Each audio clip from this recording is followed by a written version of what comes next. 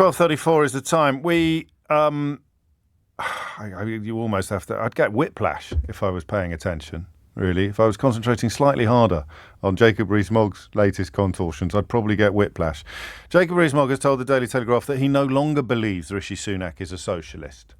That's something that he believed in July of this year, not of 1817. He no longer believes that Rishi Sunak is a socialist. He said he could never serve in Rishi Sunak's cabinet because he was a backstabber and he betrayed Boris Johnson. Absolute disloyalty, absolutely couldn't serve in it. Jacob Rees-Mogg, and that was in July of this year. He's told the Daily Telegraph this morning that he no longer believes Rishi Sunak is a socialist and would now serve in his cabinet. I'm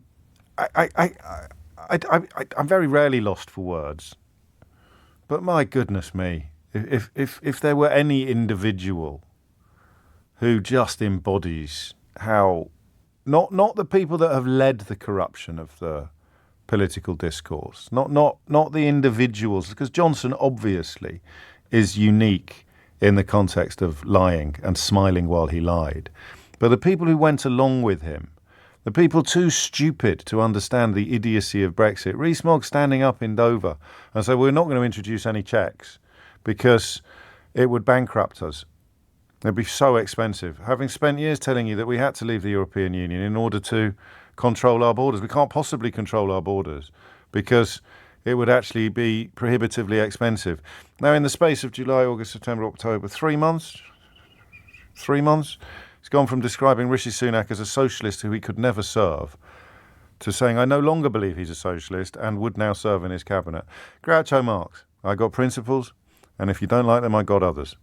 But because he delivers it all in that ludicrous accent, a certain type of Brit thinks it must be somehow sensible or even perhaps intelligent. The man, I mean, thick as mince would be doing a disservice to mince.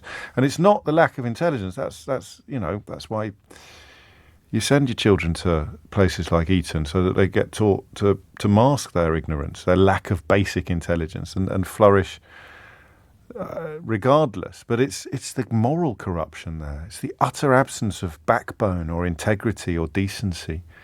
Never mind the truly egregious comments about the people who died in Grenfell Tower or food banks, the proliferation of food banks. Sometimes it's the little things that highlight the true moral bankruptcy of a man. And there it is, back in July.